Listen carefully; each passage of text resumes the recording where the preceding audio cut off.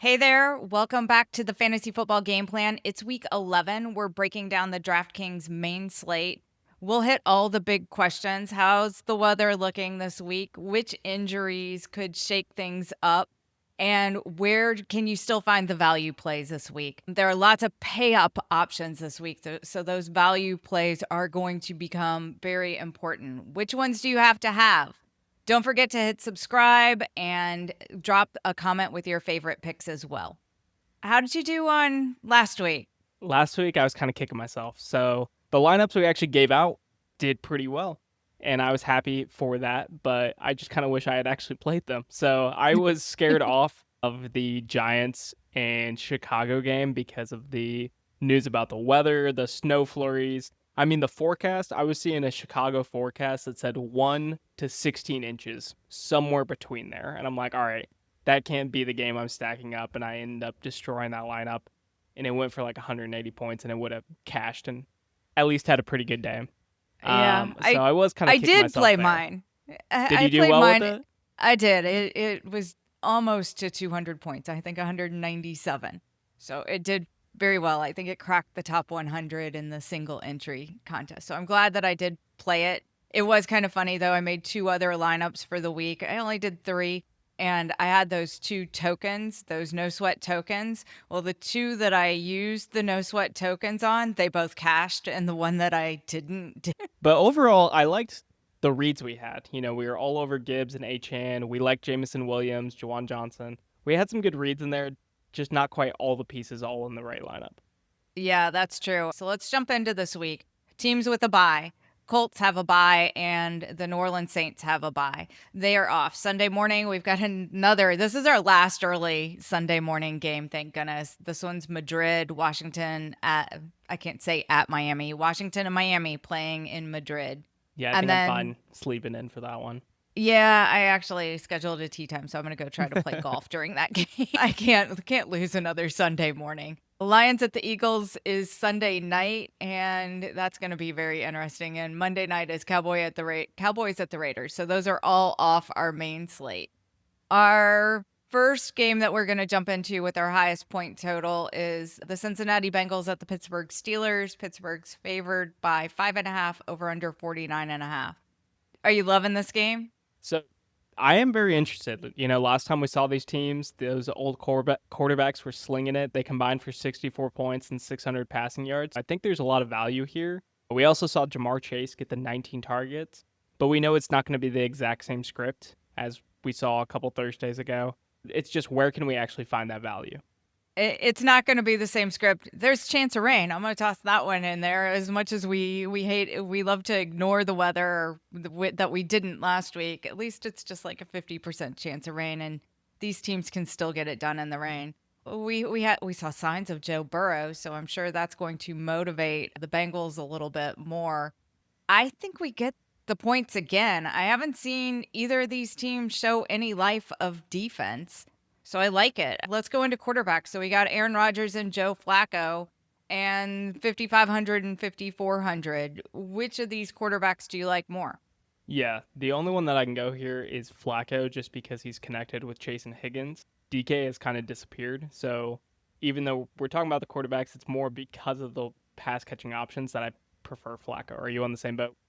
I'm the same way. I'm really sad that DK has kind of disappeared. I looked over all of his numbers and he's barely been above 20 any games this season. So that is kind of limiting, but I went into the season not loving Aaron Rodgers, so maybe he's living up to my expectations. We know Flacco is going to be slinging it. We know he can have 4 touchdowns. I do like that. I kind of like the classic stack here where we've got the away quarterback trying to come back and his wide receivers, and then running it back with the home running back in Jalen Warren. I think Jalen Warren's got a great option here. What Yeah, do you he had think? a terrific game a couple weeks ago. So I really like Jalen Warren here. I think the Cincinnati pass catching options are a lot cleaner. So I am preferring probably just choosing one of them unless you're going with a Flacco stack. And then the other name I do want to bring up for Pittsburgh is Fryermuth. His price just seems wrong.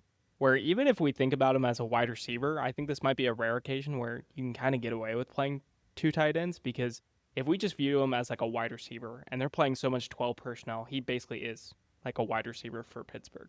He's at 3,200. We watched him have 5 catches for 111 yards and 2 touchdowns a couple weeks ago against Cincinnati, and Cincinnati is killed by every tight end they face. So 3,200 is way too cheap. He is, but he's the same price as the wide receiver Roman Wilson, who's been getting a lot of love from Aaron Rodgers. He did pretty well last week. I guess he didn't actually. He only had 3 targets, but he ended up getting in the end zone. He's definitely another favorite for Aaron Rodgers. They didn't score a whole lot in that Chargers game. That was the problem. I think I get scared off by Janu Smith being there, but maybe I need to get over that and think and know that Freiermuth is their go-to tight end. Is I it gets don't. Go ahead. Especially in the like zone coverages and like zone coverage heavy defenses. Freiermuth is their guy. They are going to use Darnell Washington and Jonnu Smith. They're all going to be out there catching passes, but I still think you'll see enough workload with Freiermuth. Yeah, I think so too. I like this game to stack up pretty good actually. Let's go on to the next one. Tampa Bay at the Buffalo Bills. Both teams are coming off of bad losses. Buffalo's favored by 5.5. Over/unders 49.5. This game is very interesting. My gut tells me to stay away. Yeah, and it's kind of a letdown. I like it here, especially for those cheaper options in this game, where I think these quarterbacks are just good enough to make something happen here, and we will get those long plays. Tampa Bay's been allowing some chunk plays more in the air, and Buffalo's been beat on the ground. I think you can have an interesting matchup there. Tampa Bay is still without Bucky, so hey, it is kind of a sad loss that I think he would really take advantage of this matchup, but we're dealing with who we got, and we do have some cost savings here. I think we can find some of the cheaper plays to let us build the rest of our lineup in this game. Okay, let's go through everyone. First off, Vegas is also confused by this game and the prop lines aren't out. I know it's early, it's Tuesday this week when we're recording this, and there's no line movement on this game. It's kind of like everyone's at a standstill waiting to see. I don't know if it's the weather. This one also has the potential of weather being involved and raining in it.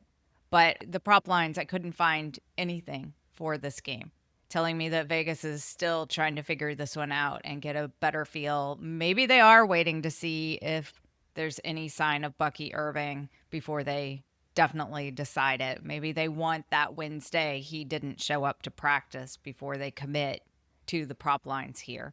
So let's get into Josh Allen and Baker Mayfield. Buffalo's playing bad football, in my opinion. They turned the ball over 3 times last week, and now they're without Dalton Kincaid. How can they be successful in this game? How can Josh Allen pay for his $7,000 salary against the Bucs? So I think the way to do that is just Josh Allen getting it done on the ground. And we know he's always a red zone threat, but Tampa Bay, other than last week, I mean, last week Henderson kind of destroyed Tampa Bay, but they've been pretty good against the rush, and especially like between the tackles rush, they've been very stout. If they're getting Josh Allen involved in more scrambles, he hasn't been running that much this season. So I think that kind of needs to change for him to actually pay off that 7,000 price tag. And then we are going to find some, who's it going to be? I feel like Shakir probably has to be critical to this passing offense with Kincaid gone. I've been kind of leaning his way, but we know that Allen can get it done with a poor wide receiving room. He's done it before. It's just, are we going to get those chunk plays, and are we going to get those rushing touchdowns? Yeah, I'm on we're not going to get it. They're just playing bad football and I don't like it. These wide receivers seem even more incapable of catching passes, and now that he's losing his tight end, I don't like it. I'm just staying away from this game. I think the Bucs defense is better than we know, and even though they let Henderson run crazy last week, I don't know that James Cook can do that. They seem to get in their own way. I know they beat the Chiefs a couple weeks ago, but last week against Miami and Achan, they looked just awful. They did. Yeah. I mean, they had a terrible game, so I'm kind of hoping for a bounce back spot here at home. What about the other side? Are you interested in Baker getting it done against the Bills Yeah. defense. If I go in on this game, it's all on the Tampa Bay side. I'm going to leave Buffalo alone until they can figure out what they're doing because they don't have that ironed out yet. The Bucks want to score points. Baker Mayfield wants to throw it to Ibuka and Tez Johnson and Cade Otton. I kind of know what's going on in that offense, especially without Bucky there. I'm sure we're going to see Rashad White, but he is not Bucky Irving. And now Sean Tucker is also starting to take carries away from Rashad White as well. So I'm going to stay out of the running backs in this game, even though Achan was very successful. If I get into this game, it's definitely Bucky and Emeka or Tez Johnson. I like Tez Johnson a lot at 4,700. He's getting a lot of work, especially in the red zone for a wide receiver at 4,700. He is, and while Godwin and Evans are still off the field, I think you can take as many shots with Tez Johnson. We know Baker's going to chuck it, and 4,700 for an explosive wide receiver is just too cheap. I also like Ibuka here. I think he will thrive kind of in this matchup, and I'm not really too afraid of the safeties for Buffalo. Sometimes they just get beat by speed. There is kind of potential for savings with Dawson Knox. If we don't have Kincaid, Knox has been around. He has the trust of Allen, and he might be kind of a go-to to just pick up some first downs. You're not getting a high ceiling, but you're kind of hoping for a couple first downs. He gets like 5 catches and then maybe an end zone target. Yeah, apparently DraftKings agrees, and they raised him $800 this week to 3,300. So he definitely is a great option, even at 3,300. I think he will become a favorite for Josh Allen, especially with his limited options at wide receiver. We have Shakir, and everyone kind of knows, hey, if we cover Shakir, Keon Coleman can't catch the ball, so it's okay. Yeah. I think the other way I'm playing this game is really just saying that everyone fails except for James Cook, and just saying this game failed. Buffalo's able to move the ball on the ground. Like we saw Henderson have success just on the outside. And James Cook does have the speed, the breakaway speed to get those chunk gains. And this game fails. Maybe there's some inclement weather. I just want the home favored running back. Yeah, I have other home favorite running backs that I like a lot better than James Cook. Something's wrong in Buffalo, and I just don't want any part of this on the Bills side. Let's move it on to the Seahawks at the Los Angeles Rams. Rams are favored by 2.5. Over-under is 48.5. This is probably one of our prime games of the week. And I'm wondering where the chalk's going to go this week because we do have so many actually really good, relatively high-scoring games. I mean, we've moved a point and we're on our third game. This one, we And these probably are probably, think... yeah, 2 of the best teams in the NFC. Yeah, it's 7-2. These teams, we're going to talk about some teams later on that I feel are masquerading as good teams that really aren't.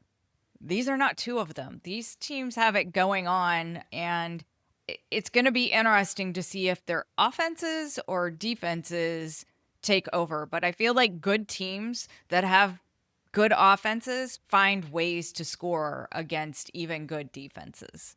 Yeah. And this one can stay competitive. So let's go into the quarterbacks. Matthew Stafford, 13 touchdowns in his last 3 games. It's crazy. We're, talking Peyton Manning numbers here is who he's being compared to. And he's definitely trying to make his case for MVP along with Jonathan Taylor. So now can he do it yet another week in a row? And he's at 6,600. He doesn't run, so he's going to have to do it. Seahawks defense that has been scary good. He's not my favorite quarterback to stack this week, but I think he can provide fantasy value to his wide receivers just because that having 0 rushing points just kind of scares me off from Stafford. I think we could probably find a cheaper option later in this slate that can deliver similar passing efficiency just at a much cheaper price. So that's probably why I'm off of Stafford. Darnold is a little interesting. If we saw him not get pushed at all last week, and he wound up with, he didn't wind up with a good day. He only passed the ball 12 times, but we know how good this passing offense can be when they are pushed. Yeah, I don't think that he's going to have the luxury of his defense walking in 2 touchdowns early in the game to give him that big lead where he has to do nothing. No one had to do anything on the Seahawks. It was kind of amazing. I agree. But he could be pushed, and he's at 5,700. He doesn't run either.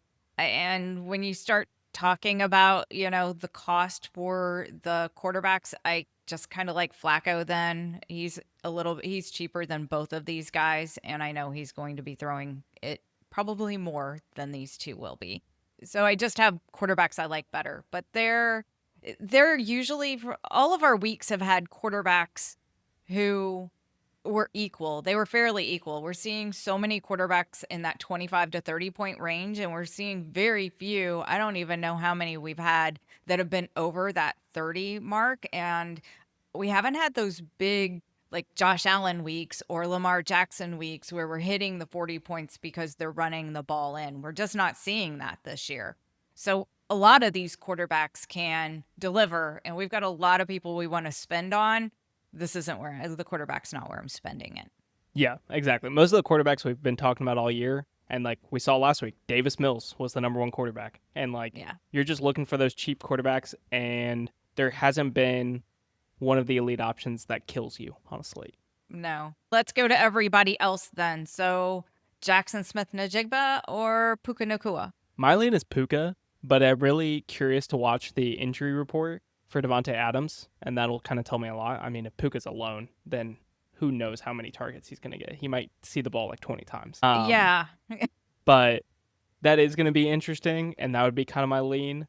I'm also a little worried about JSN and Darnold because Darnold has like specifically been worse against teams that have dynamic like power rushers that can just push the tackle straight back into them.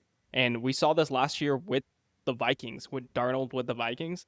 The Vikings and Darnold went 14-4 last year, and two of those losses were to these Rams and having Jared Verse that can just collapse the pocket. So I am a little worried. Maybe I just still have memories of Darnold in a Jets jersey and I need to just flush those away. But he does have times where it just doesn't, the offense doesn't look right. And the Rams have in the past been the team that has found that weakness. Yeah, I've been off of both of them, honestly. I'm with you, though. I think I would lean Puka at home, especially without Devontae Adams. I do want to mention all of the tight ends that the Rams used last week. They used 4 tight ends last week. 2 of them had touchdowns, and 3 are 2,500 this week, and the other one's 2,700. It's like if you want to pick one or you want to take a chance on a $2,500 tight end, this is probably where I'm going to go for him. I like Colby Parkinson probably the best. He did have a touchdown last week, but they are all getting, between 2 and 4 targets, and they're getting them in the red zone too. And I think the Seahawks defense is going to be more difficult to play against. So they're going to need all of their weapons, especially if Devontae Adams is out. Yeah. And the other person that would benefit with Devontae Adams being out is Kyren Williams. And because Devontae Adams is so used in like within the 5, they get within the 5 and they just start running like against man coverage. Stafford is just locked in on Devontae Adams. So if he's gone, they'll probably shift to running the ball a little bit more. And we saw him end up with 2 touchdowns at the end of last game. So haven't really had him on my slate. Just at 6,900, he's a little expensive for this matchup and a good Seattle defense. Not to mention that Blake Corum is sharing carries. Yeah. They were almost equal, 13 and 14 for carries last week. So I don't like a more expensive running back that's sharing carries. I can go get Warren for the Steelers instead, who's cheaper. Yeah, going against the Bengals. The question's going to come in, what's chalk? How, what are the ownership percentages on this? Is everyone going to be on the Cincinnati Pittsburgh game? I'm hoping that the competitiveness of these games that we're talking about kind of spreads out that ownership. Yeah. Before we get off this game, the last dart throw I want to throw out there is Rashid Shaheed. I think he was brought into this offense for a reason. He wasn't really utilized last week, but Torrey Horton is also dealing with an injury. And so If they key in on JSN, I'm excited to see what Rashid Shaheed can do on this offense. And I think he might be that last piece that's kind of missing in this game. You're not going in on the Cooper Cup revenge game? I don't think so. He might be coaching them up on the sidelines and, a good cheerleader, but I'm not even sure if he's going to be back in this game. Or he He was had, back last week. Yeah, you're right. yeah, he was back last week. He had 74 yards last week on 2 catches. I think they were just tuning him up for this revenge game going up against the Rams, that he's going to get in there and go, look what you're missing out on. So I kind of like him, and he's what, 4,100. So 4,100, I got a motivated wide receiver. He is cheaper I'll than take it. Shaheed. Shaheed's like 49 even when they dropped him Yeah. 300. And he only had 1 catch for 3 yards last week. They did give him I'm a going to couple go. carries, though, which was kind of fun to see. I'm going to go with the Cooper Cup revenge game. All right. Okay, let's move on to San Francisco 49ers at the Arizona Cardinals. San Francisco's favored by 3, over-under is 48. Two teams coming off bad division losses. They played the first time in week 3, and it was a stinker for fantasy production. That game was the 15-16 game. We also have some mystery here if we will get running back Trey Benson back or Brock Purdy. I'm leaning no to both of them. Yeah, that's how I'm seeing it. I saw Gannon for the Cardinals was saying that he wasn't going to be at practice today. And if you're not involved even in a limited participant, I don't think he's playing on this week. Yeah, I don't think so either. Let's go to the quarterbacks, Mac Jones or Jacoby Brissett. Jacoby Brissett actually put up decent numbers last week against the Seahawks. 21 points. He's only 4,900. He got a $300 price bump, but he threw the ball 44 times in that loss. I don't see the Cardinals leading in this game, and the 49ers have the ability to put up points. Do you think this game goes different than the first time they met? Yeah, I did see an interesting stat from, I believe, Mike Clay that the only quarterback that's been a top 12 quarterback in the past 4 weeks has been Jacoby Brissett. So we are getting a cheap price here. I think the Cardinals can keep up, and I think Brissett's a good value here, too. We were talking about none of those quarterbacks have killed you. Well, then why not just take the one that's less than 5,000 and consistently giving you 20 points and then just build out the rest of your lineup with the stars you like? Yeah, that's definitely a great way to save money. I wish he was 4,600 like last week. That was a real bargain, but I will take the 4,900. He also had 31 rushing yards, so I don't mind Brissett's rushing ability either. I'll stay away from Mac Jones at 5,300. I don't know. Maybe he's fine too, but what do you think? I think he's just fine, but this one's a clean stack because you know where the ball's going for the Cardinals. He's been hyper targeting Trey McBride and Marvin Harrison. Almost no one is getting involved in that offense. And then on San Francisco, you're just like, all right, who's the best player on there? The pay up option is CMC. And if they get it done on the ground and Cardinals have to keep up, like it sets up for just a really clean stack. Yeah, let's move on to everybody else. I think the McCaffrey call last week, he didn't have a great week. It was 17 points against the Rams. They kind of held him down. They kept him at the $9,000 salary, and I like him to bounce this week. He's kind of my bounce back player this week, and so I do want McCaffrey in my lineups. It's hard because you're trying to get Jamar Chase and McCaffrey both in your lineups, which means you're going with somebody like Jacoby Brissett at your quarterback. Yeah, you're going with Brissett, and McBride on the other side is also very expensive. For a tight end, he's significantly more expensive. He's at 6,300, and compared to the other tight ends we've thrown out of 3,300 and 3,200 for Freiermuth, he's going to make your lineup very different if you can fit McBride in.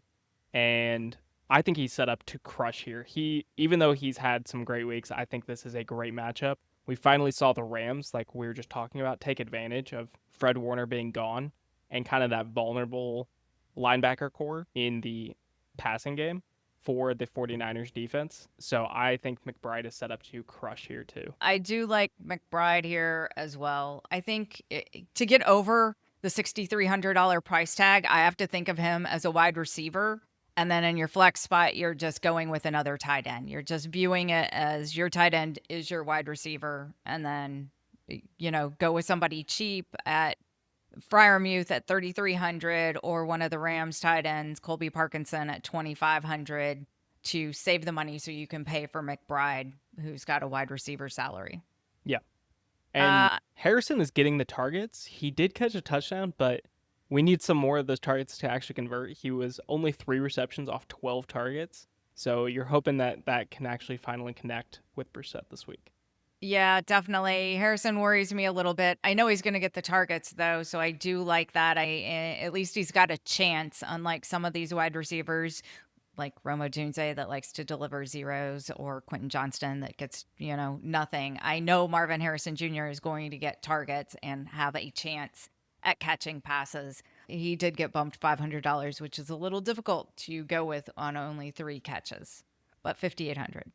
Anyone else? No, I don't think I can justify paying up for George Kittle. He's at 5,000. He got a $500 raise from a great game last week, but I just either want that top tier with McBride or just clear pay down options is how I'm building.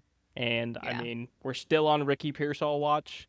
I don't think he's going to be out here, but maybe we actually get some limited participant reports in practice and that'll change.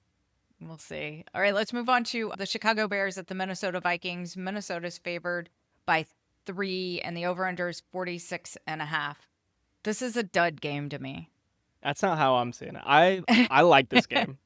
I think in the 2 games we just talked about, these divisional matchups, I think against teams that have already seen each other, yeah, it's you either are going to get completely flat games or you're going to have those complete blow-up spots is what we see. I like taking chances with both these matchups in the Chicago-Minnesota game.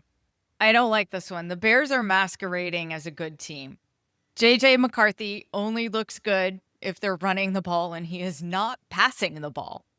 I could say the same about Caleb Williams. It's like, if I'm the coach, I don't want either of these quarterbacks throwing it the 36 and 42 times they had to last week. I don't think that sets them up for winning games. And they're not cheap, 5,900 and 5,200. They're not cheap. I do really like that Caleb's been running a lot more this year. It's making him a lot more of a fantasy option. And he makes special plays.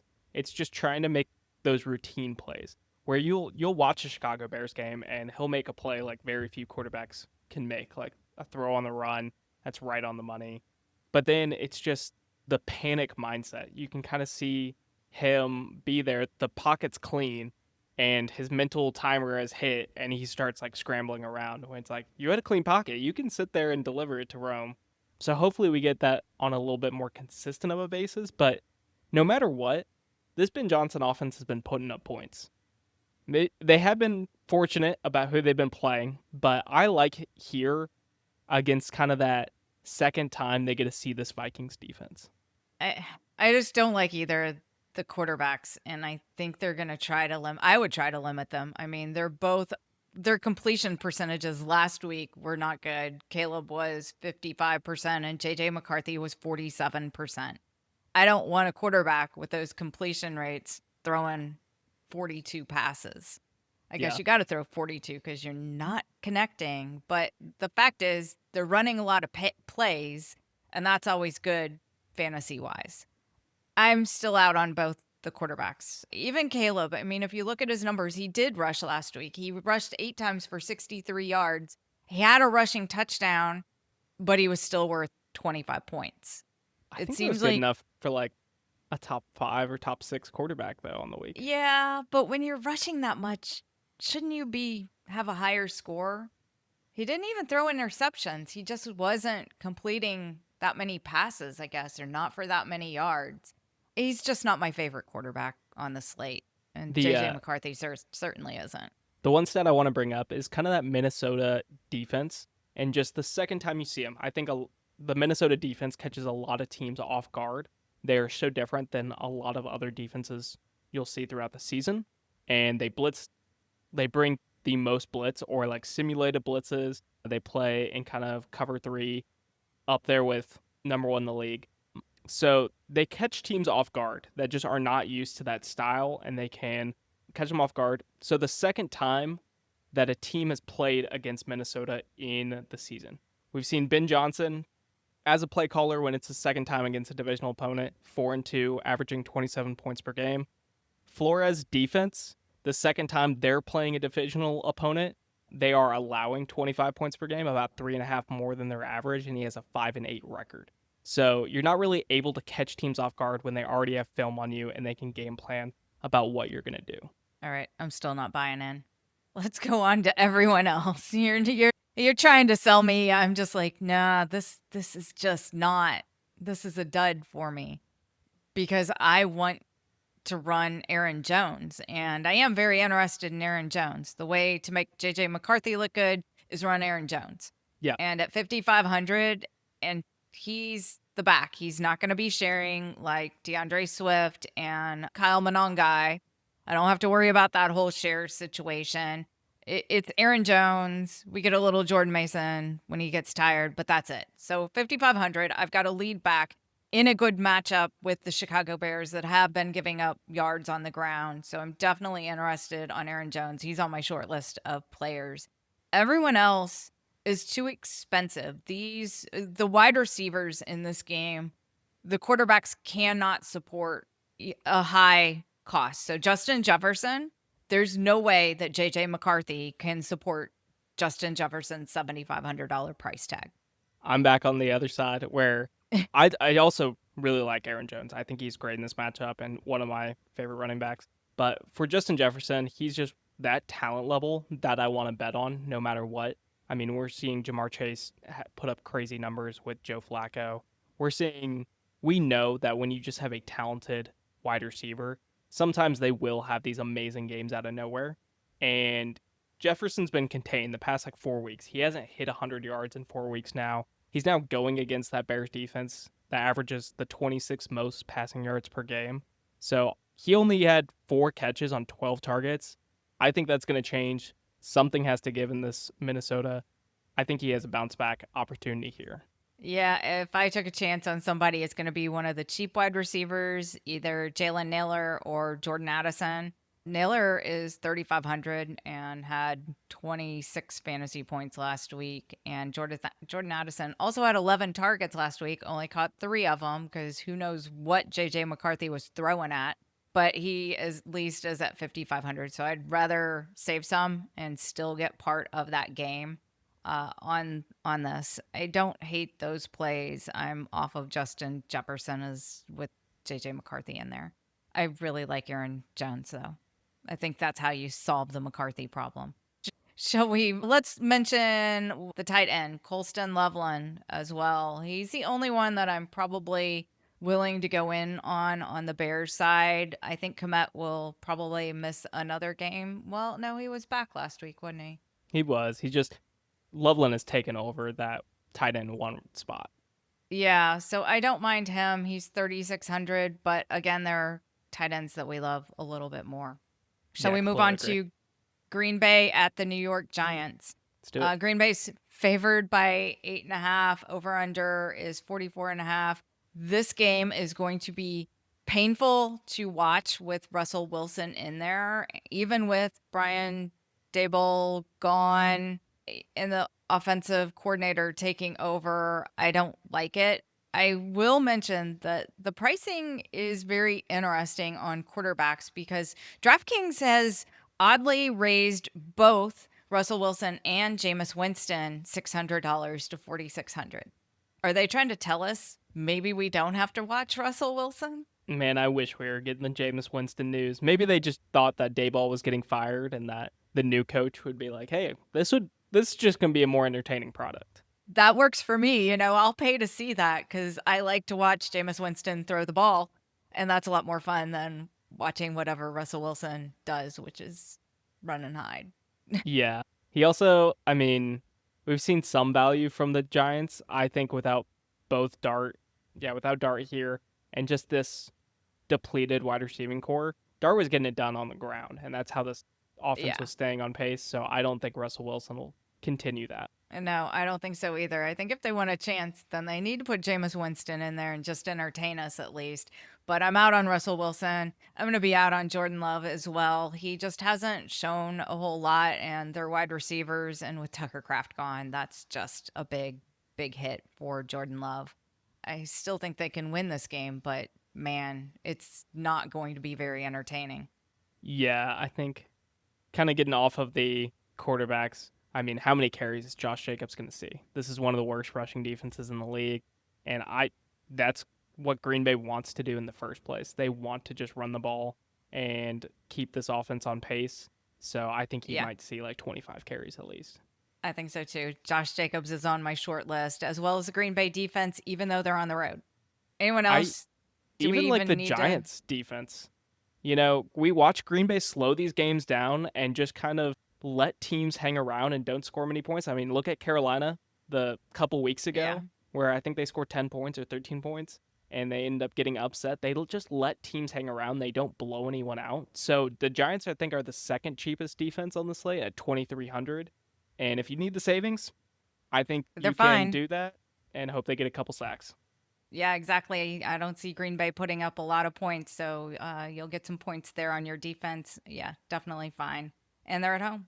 Yep. All right, let's move on to Kansas City Chiefs at the Denver Broncos. Kansas City is favored by 3.5. Over under is 44.5. This could be a sneaky game. If it wasn't in Denver, then I'd like it more for fantasy wise. Denver to me is another team that is very misleading with their 8-2 record. They're masquerading as a good team. Bo Nix looks like a deer caught in the headlights on a country road at night. So I'm not on Bo Nix this week. Patrick Mahomes is always kind of an okay quarterback, but he's 6,800. Yeah, that's I wanted to like the Chiefs in this one because I mean I just want to trust Andy Reid and Mahomes after a bye week. Like when they've had additional rest Yeah. against other teams in the past 5 years, they've gone 10-2 with 267 yards a game because they have that potential. But the Broncos defense is just too good for expensive options on Kansas City. Yeah, that's true. They're too good. It's not gonna, pan out, and they're just too expensive. Let's move on to everyone else. The running backs, the Kansas City defense is the same way. This game feels like it could be, 10-9 or something like that, with the two defenses playing really well. Rasheed Rice at 7,900. I'm out on him, and I just don't see any value here. The one thing to mention is just J.K. Dobbins gonna miss this week. I mean, he was tweeting at the NFL angry about the hip drop tackle, so I think he's probably gonna be out for a couple weeks. It's just kind of the indication it was like a foot injury where he continued playing it, but it seems that it's been an issue since that game. And so I think we will get RJ Harvey, the rookie alone. It's just can I buy in to the rookie running back against the Kansas City defense? I'm Yeah. kind of leaning towards better options or options I prefer just because I don't think they'll be that efficient and I don't really want to take shots on this Denver offense I don't believe in the first place. But he has had some good pop up games when he's had the opportunity to earlier this season. Yeah, there's just nobody that I really like in this game. The like true dart throw. And we'll see. Pacheco didn't play the last game for the Chiefs, but they had the bye week. But I want to mention Brashard Smith. I just think he's the rookie running back, and he hasn't had much opportunity. But Chiefs typically develop their rookies very slow, and it typically takes until after the bye week for them to get integrated into the offense. So they need some more burst and speed from their running back room, and Brashard Smith is going to be that guy. It's just a matter of when is he actually going to get the touches to be involved. All right, well, there's your dart throw at 4,100 for a running back if you need some cost savings. Let's move on to the Los Angeles Chargers at the Jacksonville Jaguars. Chargers are favored by 2.5, over under 44.5. Chargers are looking better than their offensive line suggests on paper with that big win over the Steelers. I know you had some big doubts on the Chargers and their offensive line. It's not stopping them right now. Yeah, I mean, I was thrown off where after Joe Alt went down in that game against the Titans, they looked terrible. They looked like a different team, but maybe I guess with the game plan and that week to prepare, that they looked a lot better against the Steelers. So that was promising to see. Maybe we can actually still get some fantasy value here. Yeah, Justin Herbert and Trevor Lawrence. I'll never go with Trevor Lawrence unless you make me. Not this season anyway. And Justin Herbert seems overpriced at 6,300. He is, but we did just see what Davis Mills did against this defense, so I'm a little interested. I cannot believe that the Jaguars scored 29 points against the Houston defense, that was one of the higher scoring games of the week. So that is very, very surprising. Oronde Gadsden is questionable with the thigh contusion, so that definitely limits Herbert a little bit. Let's go ahead and talk about everybody else. Kamani Vidal is the running back. I don't mind him at 5,900. Yeah, he has a great matchup here. I'm kind of leaning towards the wide receiver options, that Jacksonville secondary, who's a little banged up right now. So I'm probably off of Vidal this week. ETN, he has not really flashed, but I think he has an opportunity here at home. He is still getting the workload. It has not been a transition to Tootin. No. He is still the heavy, main workhorse running back. He is. And at 5,600, I don't mind him at all. He also catches some passes. He had 4 targets last week. He is definitely a running back that should be in the mix at 5,600. There's some that I like a little bit better, but he's not. He's still on the short list. The I Chargers think, wide receivers. Do you want to go there? yeah. Let's go there because I think one of them ends up with 25 points. Yeah. I just don't know which one it's going to be. Who would be your guess? Because I know mine. Should we both say them? My guess would be Quentin Johnston. That's where I'm going. That's where Okay. I like it too, especially because of that Gadsden injury. I think that's huge for Quentin Johnston. We've kind of seen, Quentin Johnston got off to this amazing start. He looked like a top 5 wide receiver in all of fantasy football, and then he's kind of dropped off. But then we saw the emergence of Gadsden, and it was kind of at the exact same time. Like Gadsden's breakout has been correlated to Quentin Johnston kind of fading away and being a secondary player in this offense, especially where he is heavily involved. He got 10 targets. And so just give me a big play wide receiver that's getting 10 targets. I like that. I like now that Gadsden is probably out. If Gadsden's back, then I probably am not playing Quentin Johnston. But at 5,000 and 10 targets, if that tight end is out, then I think Quentin Johnston's a great play. Let's talk about Parker Washington for the Jacksonville Jaguars. He arrived last week, and he is 5,100. Is he for real? Yeah, he is going to see a tremendous workload. I mean, Travis Hunter is now gone for the year, and they said that Parker Washington is going to be playing in that slot. We know the slot for Liam Cohen is valuable, and even though it wasn't a high conversion, it's like 7 targets and only 3 receptions. Trevor Lawrence is going to be looking at him often. Awesome. I think that's it. Anyone else in this game that's making your short list? I'm out on Keenan until kind of proven otherwise. We just see these aging wide receivers become less productive through the season. McConkey's been getting it done, so I think it's fine going back to him. Just at 6,500, I'm preferring the cost savings at Quentin Johnston. And Quentin Johnston is the cheapest of among the 3. He's even less than Keenan Allen, which seems kind of wrong. Yeah. I think it's that big 0 game that scared everyone away. But I think that he could definitely be, a difference in your lineup that might be a little bit lower owned. Let's go on then to the Carolina Panthers at the Atlanta Falcons. Atlanta's favored by 3.5. Over-under is 42.5. You think it's going to be 30 to nothing? Teams, I don't think it's going to be 30 to nothing. But I don't know what it's going to be. I have a little bit of a blind spot for these two teams. I can just go with the quarterbacks right now. Don't like either of these quarterbacks. I'm out on Penix. I'm out on Bryce Young. Until proven otherwise, I'm not playing either one of these, even at 4,700 and 4,800. They're both priced lower, I believe, than both of the starting quarterbacks that have a possibility for the Giants. So either Jameis Winston, who may not even play, who doesn't have a starting job, these two are priced less. Yeah. I think maybe they were 4,600, but they're all about the same. What were they? 4,600. Okay, so they're not priced less, but it's really close. They're in that same range. So we're out on them. So we're just going to move on to everyone else. What is the problem with coaches hating Bijan Robinson?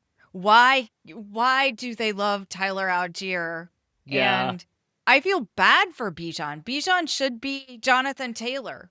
He has that talent. He could be that back. And his coaching staff, first he got stuck with Arthur Smith. And then we all thought, oh, yay, Arthur Smith's gone. We can finally see what Bijan can do. And now the current coaching staff just, I don't know if they don't trust him, if they love Algier, but if they get down to the goal line, they're going to give it to Tyler Algier. Yeah, and that's been the most disappointing part where I think Tyler Algier is a good running back. And, if he becomes a free agent and lands there, I think he has looked good in his touches and he is a great, especially as a secondary option. The thing that's frustrating is like these important, like, gotta have it downs. Like you see a fourth down or they're in the or they're within the 5 yard line. It's like have your best player on the field. Yeah. Even if you have both running backs there, like get creative and make Bijan like a part of your offense in the downs that you have to have. I don't understand how they're using him either. It is a good matchup. I mean, we've seen some teams destroy Carolina on the ground. So it's also another like bounce back opportunity if he has the talent to really break away any play. Just a couple against Carolina that's allowed some chunk plays. I think it's a fun bet and he is a fun player to watch. Running backs against Carolina are averaging 125 total yards and a touchdown. He may be someone that most people are scared off. And if the field is not playing Bijan, I want a couple shares of it. So yeah, he's 8,300. Well, why wouldn't you want some Tyler Algier who is 4,800 and gets almost 40% of the carries and the goal line work? Yet the way they're using him, it feels like they use him because they know Algier's never like fumbled in his career. And they're like, these are the don't mess up downs. And like, we just need something to not mess up. And that's how they use him. And they end up blowing the game. But yeah, put your best player on the field and give him the ball. Yeah. If you want to win the game. Hopefully they kind of learn that lesson. And the more reason that I'm leaning away from Algier and onto Bijan is because I think it's most likely that this game is nothing. I think this game is kind of a dud and kind of dead. But the only way that there is fantasy value is Bijan breaking off those chunk plays. So that's kind of where I want my shares. I kind of like the Rico Dowdle side of it, but everyone else in the world might like it after watching what Jonathan Taylor did to them last week. I know that Rico Dowdle is not Jonathan Taylor, but at the same time, he's 6,800 and he has an opportunity against this defense. And yeah, they're all in on Dowdle. So I like them giving him the ball. He catches a few passes as well. I think all three of the running backs in this game are in play at their prices. I don't understand the discrepancy in Bijan's pricing at 8,300 with Algier either at, what is Algier? 4,800. It just seems like such a big gap for the share that we're getting. That's my concern with paying that much for Bijan. Yeah, understandable. Also, I think these are the three that you want to circle in this game. I'm not looking towards any of the wide receiver options. I think Carolina has a couple talented cornerbacks like J.C. Horn, so I'm not looking at Drake London here. And then Atlanta's passing defense is pretty good. I don't trust Bryce Young at all to make any fantasy value for McMillan. I don't either. The only way either of these teams keeps the drive alive is if their running back is getting the work and doing the work. Yep. All right, let's move on to the Baltimore Ravens at the Cleveland Browns, only because we have to. Baltimore's favored by 8.5. Surprised it's not more. I guess because it's in Cleveland. Over-under is 41.5. Ravens are climbing back in the standings and just a game back from Pittsburgh. So it still feels like Lamar's struggling a little bit. So I'm just out on him at this point in time at his 6,900 price tag. We've already talked about how you don't need to pay up for these running backs that are running it into the end zone. And I don't think this is a game where they ask Lamar Jackson to run it into the end zone. Yeah, I mean, Lamar Jackson had less fantasy points than Dylan Gabriel last week, so I don't think there's any way I can pay up for him. Yeah, and I'm not going to take Dylan Gabriel to produce 20 fantasy points 2 weekends in a row. No, he doesn't get the opportunity to play the Jets, and I don't think he looked good against the Jets either. Those 20 fantasy points look a little fake to me. Yeah, that's probably true. As well as Jerry Jeudy catching passes. It probably looked a little fake to you as well. 12 targets, 6 catches, 78 yards, and a touchdown. Yeah, I really really wanted wanted one to for play. 2,200 for 22. I definitely as long as with Gabriel. I think the only player I'm looking here is the Ravens defense, but they are so expensive, and this is a week that you need savings. They're 3,900. They're the most expensive defense on the slate.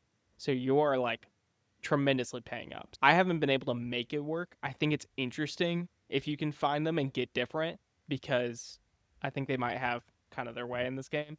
But Dylan Gabriel is kind of risk averse, where he just like throws a lot of balls to the ground and like refuses to actually put it in harm's way, and they just end up punting. Yeah, that's true. I'm not crazy about paying up for a defense, not even the Ravens. Yeah. I know they're better than they were at the beginning of the year, but I still remember those games where they were giving up all the points. Let's just move on then to Houston Texans at the Tennessee Titans. Titans. The Texans are favored by 7. Over under is 38.5. We probably get CJ Stroud back from his concussion, and we might get Calvin Ridley back for this game. I don't think Houston has to throw the ball 45 times this week to win. No, I don't think so. And unfortunately, I think we'll probably see Nico's targets diminish as well. So he probably won't see 15 targets. We just love those backup quarterbacks peppering the number one wide receiver. Yeah, we do. It's always fun to know where the ball's going, but I'm pretty sure we know where the ball's going, and that's Woody Marks' hands. Yeah. He became the like clear lead back for the Texans, which is awesome to see. He went from like 46 and 40% the previous 2 weeks for snap counts to 80%. And he looked good in his touches too. So I like him here against a terrible Tennessee defense and a game they should be favored in. Yeah, definitely. Anyone on the Titan side? No, I don't think I can get there even with the bye week to kind of coalesce. I do not think there's really any value for this Tennessee side. I mean, we saw DK kind of be the most interesting part for the couple weeks before they went to bye, but I still believe in this Houston secondary, and I think they'll give Cam Ward problems. Yeah, I think so too. Let's move on then to our lineups.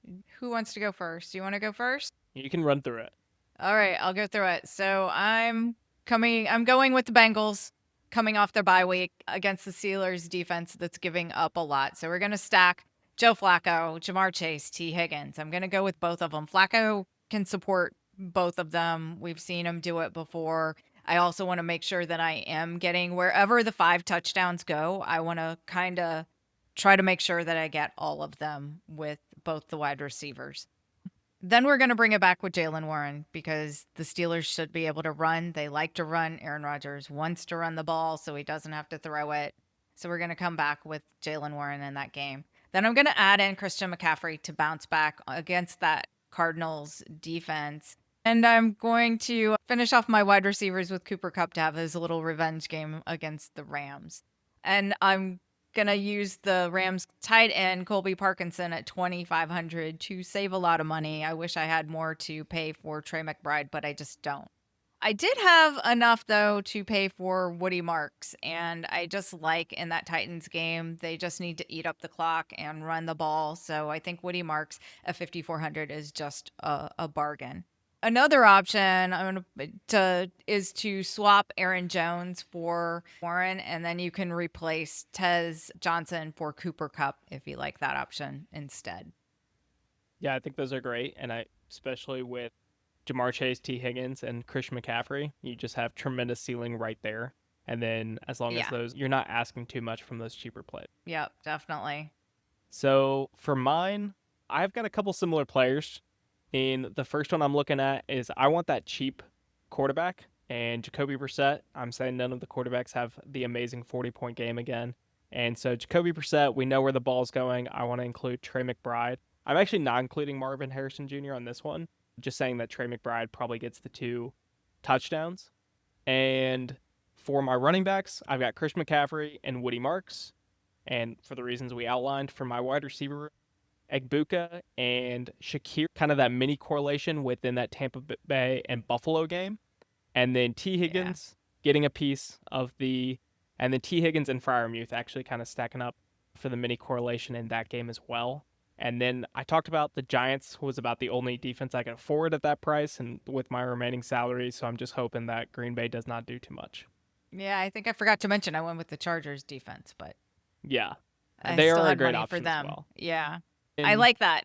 The other lineup was maybe we finally do get that 40-point week and just give me a shot with Josh Allen and pair him up with Khalil Shakir. I have Bijan in there too, so I just want that talent and players I believe in. Then Quentin Johnston and Tez Johnson pairing up with some explosive big play wide receivers. Then I was still able to include Trey McBride get in Jalen Warren, and then Rashid Shaheed. So this is just the full burners as the wide receiver core with Quentin Johnson, Tez, and Rashid Shaheed. And then the Giants defense as just the only thing I could afford. Yeah, we're just checking it down at defense, but I mean, look at everything that you've got in there. You've got Josh Allen, Bijan. I love the Warren call. You've got all the wide receivers, Trey McBride. So you are giving up but you're giving up with players that have the potential to really pop in the spot for those cheap options. That's going to do it for this week. Hopefully, you're playing this and you're not getting scared off by the weather this week. Put these lineups into those contests this week and drop a comment and let us know what your favorite plays are this week, and we'll see you for week 12.